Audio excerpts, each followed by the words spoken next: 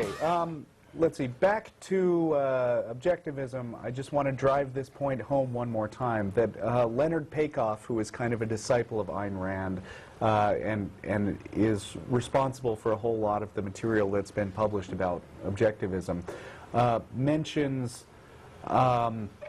what is meant by objective reality. He says, people often speak of objective reality. In this usage, which is harmless, objective means independent of consciousness. The actual purpose of the concept, however, is to be found not in metaphysics, but in epistemology.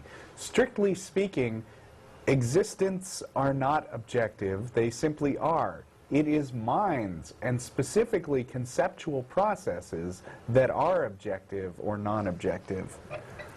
That seems ass backwards to me. What he's saying is, and this is in his book titled Objectivism, is that reality isn't, I mean, you know, the external world isn't necessarily objective, but